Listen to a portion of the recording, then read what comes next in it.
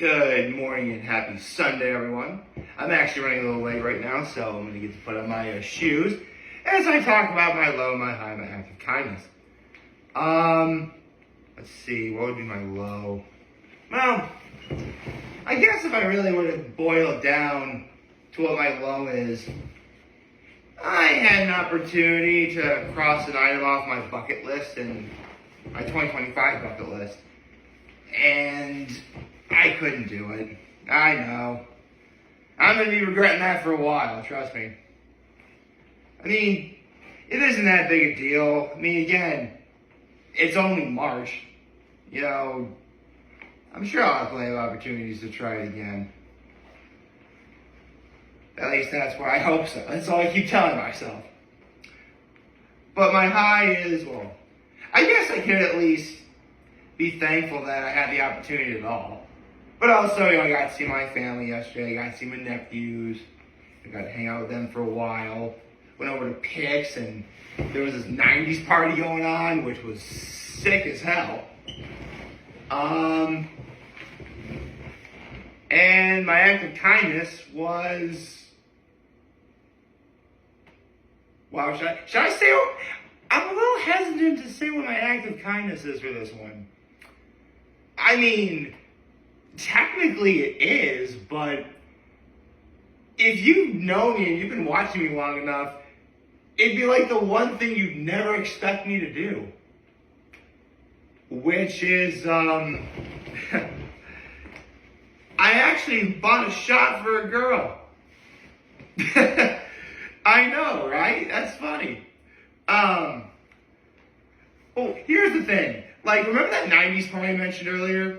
They all got around to shots, but this one girl didn't, get one because she was too busy talking to somebody else.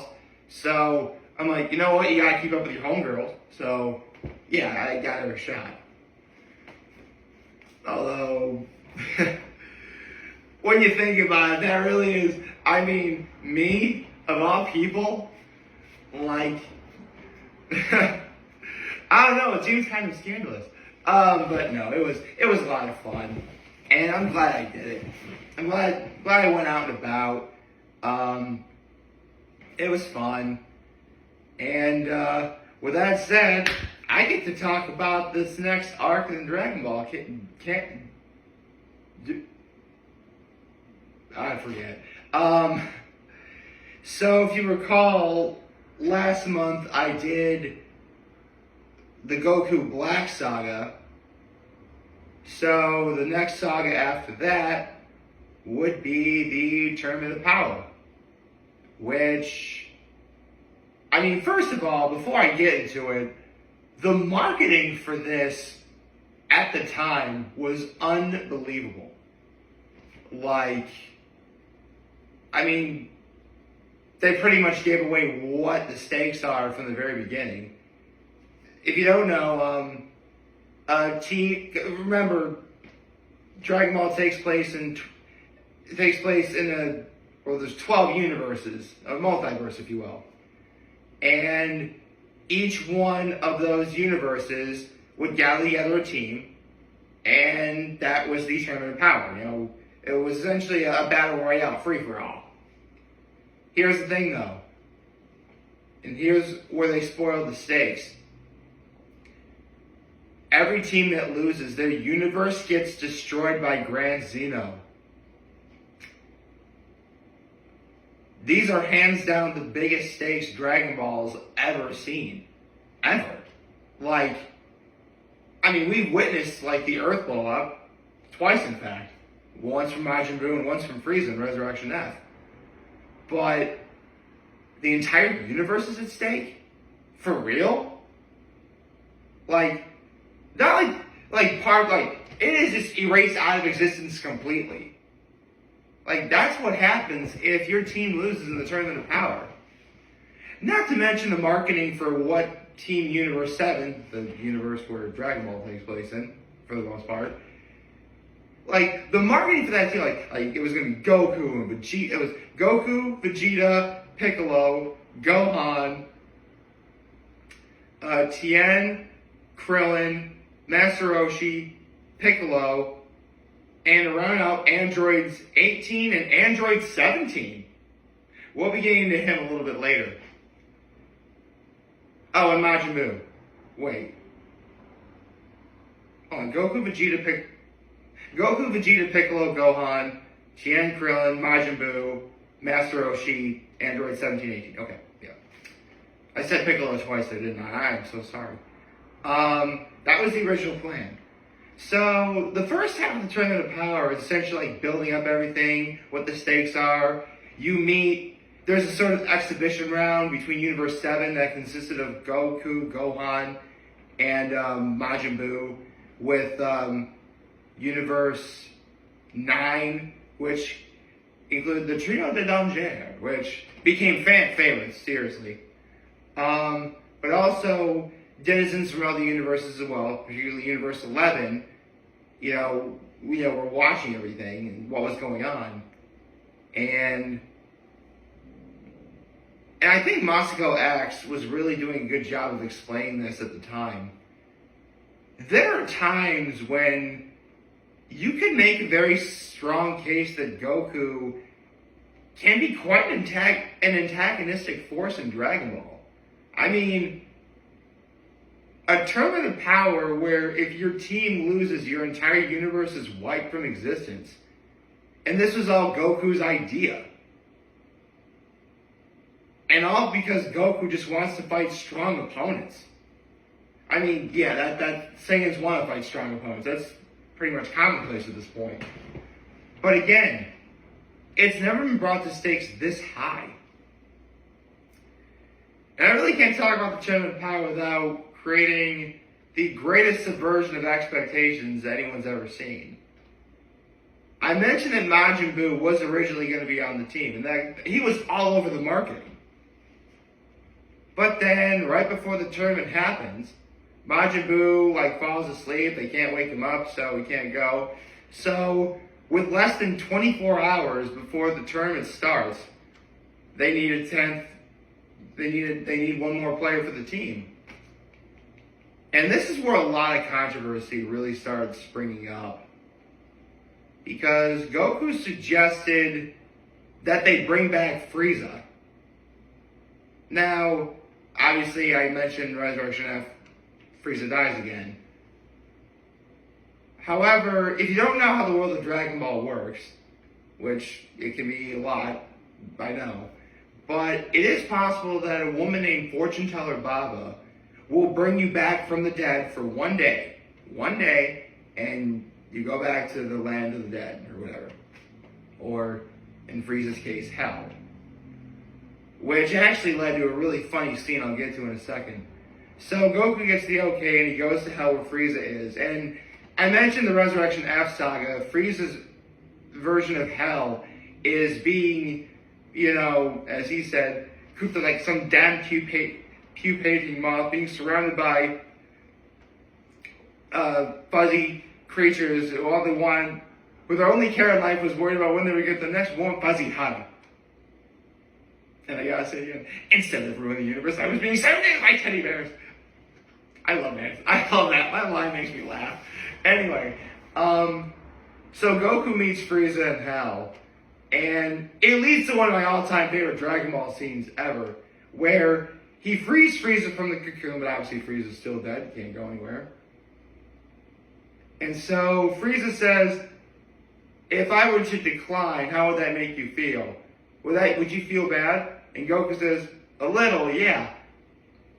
And then Frieza says, well, in that case, I decline. And then Goku literally is like, okay, see ya. And then Frieza's like, no, wait, I was joking. Seriously, there's some really good moments with Goku and Frieza's banner. Especially when Frieza's brought back. Frieza walks up to Goku, Goku's happy, and then Frieza punches Goku in the stomach, and it's like, ooh, I'm sorry, my hand slipped. And then Goku's like, yeah, gotta worry about that, right? And then Goku gets Frieza back, and sort of like, okay. So, that was actually really funny. I know, this is all leading up to, I haven't even talked about the actual Tournament of Power yet. So, here's the rules for the Tournament of Power. It's supposed to be. You're not allowed to fly. You're only given your, only your natural skills are allowed here. If you fall out of the ring, you're done. And there was a time limit of 48 minutes. Battle Royale, last one left standing wins. And, man, there's a lot of really iconic scenes. I mean, Goku and Vegeta's combine the final flash and the Kamehameha against the Trio de Danger. Let's see, what else? Everyone in the Tournament of Power just getting a chance to shine. But you don't want to hear it. You want to hear, like, the real meat and potatoes. Like, the arguably true antagonist of this arc, which is Jiren the Grey, who Goku had heard about from Top in an exhibition match, because Goku got to fight Top a little bit, or Topper. I forget what his actual name was. Anyway, and the first confrontation between Goku and Jiren, Goku can do absolutely nothing to this guy. Like, he even tries to do the Spirit Bomb, or the Genki Dama in Japanese, and that doesn't work on Jiren. Like, what's going to happen? If you watch, Dragon Ball Super for the Tournament of Power, you obviously saw that they had a new opening called Limit X, Limit Survivor. I think that's what the song title was called. And it teased a new transformation for Goku. So obviously Goku's getting a new transformation. But what is it? And it was unlocked after the Super Bomb thing I just mentioned, where Goku unlocked something called Ultra Instinct, which at the time everybody went nuts for this, because it wasn't like a straight-on transformation like, Super Saiyan. I mean, I guess it was a transformation, but it didn't really rely on, raw power or, emotion. In fact, when Goku uses Ultra Instinct, he doesn't really say much. He just is remaining silent. And when he's fighting, he relies on, as the name suggests, instinct. It was teased in Resurrection F that to truly be a great fighter, you need to act independently on what, you would normally do.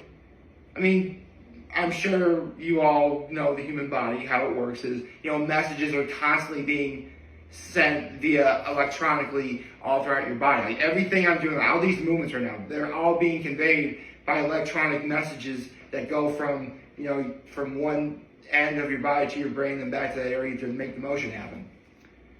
Those messages only travel so fast, though. When you unlock Ultra Instinct, you bypass that completely. And it led to a lot of really great moments. I mean, Goku versus Jiren after the Spirit Bomb thing, even though Goku can't fully control it. Goku versus Kefla, which means we got the Potara. Right, they teased more Saiyans from Universe 6. Caulifla and Kale. So Kefla, when they became, used Potara Fusion, which Goku beat via Ultra Instinct. Gohan especially getting some moments to shine, because they didn't outright say it was a father-son Kamehameha, but I know a father-son Kamehameha when I see it, where they both do it at the same time. Goku uses it to take care of the remaining fires of Universe 2. Meanwhile, Gohan is helping Piccolo defeat the Namex from Universe 6, who are the last two commands of Universe 6. Not to mention, one of the great, Vegeta unlocking Beyond Blue. I really could go on and on with just how many flipping awesome moments there were here. this video would be like over an hour if I did. And Vegeta fighting Topper, who became a god of destruction. Somehow, I forget how that worked. But Vegeta beat that, but he still can't beat Jiren. So now Goku has to fight Jiren. And it all leads up to the final confrontation, which the final episode of Dragon Ball Super is essentially the end of the Tournament of Power, where it's Goku, Frieza, and Android 17 who all team up for one last stand against Jiren. And they succeed. Basically, Goku and Frieza get knocked out, but since Android 17 is still there, he wins. So, the ultimate prize for the Tournament of Power was getting a wish from the Super Dragon Balls. It was all throughout the arc, Android 17 wished he was going to get like a vacation or something like that. So, what he wound up wishing for was ultimately going to be like the main stakes of the tournament. Because I mentioned that if your universe loses, you get wiped from existence. Every universe that lost kept getting wiped from existence. So Android 17 used his wish on the Super Dragon Balls to bring back all the universes that were eliminated. And that was actually the real test. Had Android 17 wished for anything else, it was revealed that the Grand Zenos were gonna, just erase everything outright. So, yeah. But that's not what you want to hear. You want to hear about that moment in the final episode. Goku and Frieza doing that last stand, Android 17 helped too, against Jiren. And that moment of like Goku and Frieza ramming into Jiren, like getting him off the ring. Folks, let me tell you something. It really can't be stated how much of a worldwide phenomenon Dragon Ball is. I say this because when the final episode of Dragon Ball Super, episode 131, aired, there were massive, parties, watch parties and get-togethers of lots of people, particularly in Latin American countries, because it's really big, because Dragon Ball is really big in Latin America. Getting together and watching that last episode and everyone cheering when Goku and Frieza finished off Jiren. There's a whole bunch of videos on YouTube. I highly recommend you check them out. Just watching them alone, you're very aware just of how big of an impact Dragon Ball has in the world. And only something like the end of what's otherwise a pretty good series, Dragon Ball Super, can bring people together like this. And not just bring them together, but make them yell and cheer and be like, woo! It was unbelievable just how many watch parties are online from that time. Just everybody going nuts over, again, Goku and Frieza defeating Jiren and the Tournament of Power ending. Honestly, sometimes I will watch those watch party reactions just to partly because it is kind of funny, just how nuts everybody goes. But I mean funny in a way it's out of love. It's out of love for a series that's lasted, 40 years at this point. And it's not going to stop. I can tell you right now, there are people my age who grew up watching Dragon Ball, who have kids of their own, and I imagine they're probably going to do it when the kid's old enough to be able to comprehend things, but when they're able to, they're going to have their kids watch Dragon Ball with them. Those kids are going to grow up just like my generation did, watching a series as beloved as this. And that's awesome.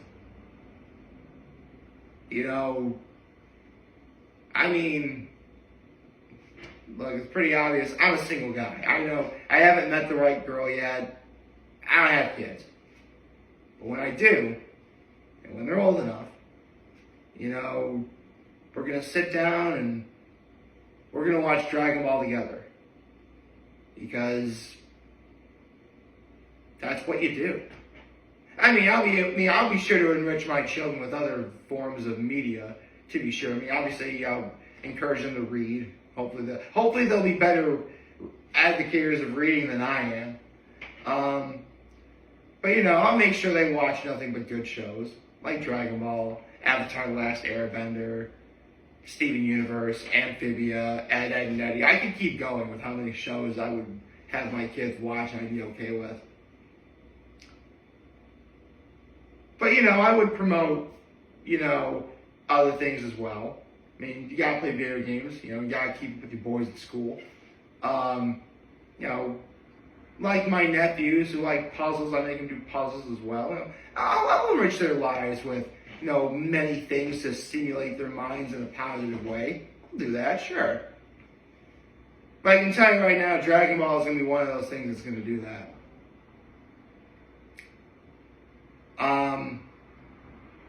Also, I can't really, I mentioned Limit Survivor, which is the opening for the Tournament of Power Saga for Dragon Ball Super. But I also got to pay a major shout out to the song Ultimate Battle by Akira Shikan. Hold on. I want to make sure I get the name right. Oh. No more go.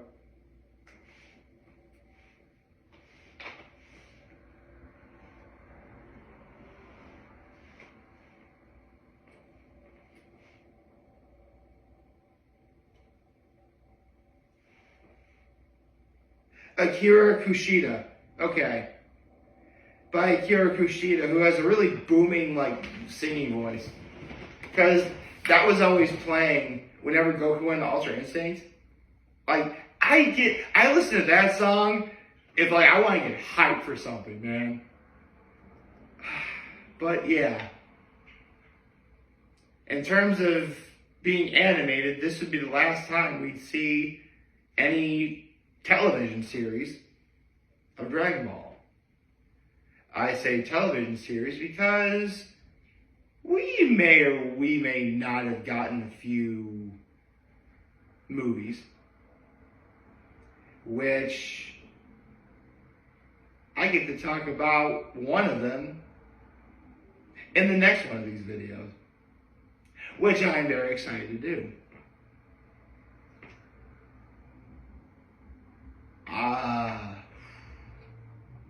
I just realized every month I've done an Arc Thoughts has been, everything that happened after Resurrection F. So, from now on, every Arc Thoughts I do is going to be after the Tournament of Power. It's crazy how we've gotten here so far. I mean, I remember, this time last year, I was thinking about starting Dragon Ball and doing, the Emperor Pilaf and the 21st Budokai Tenkaichi. And that was when Goku was 12 years old. And Goku, I believe, is in his... I want to say he's in his late 30s at this point in the series. Late 30s, early 40s, maybe? I mean, Saiyans retain their youthful bodies for a long time, so... 40 for them would be 20 for normal human or something. I don't know. Anyway, that being said, the Tournament of Power was a lot of fun. I got a lot of fond memories watching it every week. I mean, the finale of it, I could rewatch over and over and over again. And, I just mentioned I could listen to Akira Kushida's Ultimate Battle and Limit X Survivor over and over again. I mean, if you're a Dragon Ball fan, this is among the pinnacle of just how great of a series it is. I mean, you could say the same thing for the Frieza Saga or the Cell Saga, or even for something like Battle of Gods, or, even some Majin Buu fans out there. But when I think of just how much of an impact Dragon Ball has on the world, it's what I alluded to earlier. I think back to when there were watch parties especially in Latin America countries and other places all over the world, watching the finale of Dragon Ball Super and watching that final confrontation, everyone yelling and cheering going on and a lot of fun. Like, that's what is so awesome about this series. I love Dragon Ball. I really do. I mean, I can never be as, insightful or, factual as, say, Moscow X or Totally Not Mark, who you should totally check out their channels, by the way. But, this is just coming from, a guy who has his own thoughts about a series that is near and dear to his heart. And that's all I got. I hope you'll like this video. If you'd like, subscribe to the YouTube channel, follow me on social media. As always, I'm going to home this video for all you guys watching Joe for today. Hope you have a wonderful, wonderful, wonderful Sunday. Oh, happy Sunday, folks. And remember, if you guys want to talk to anyone, we're going to be here to lend you always your back. Take care and make good choices. 607 all day, baby.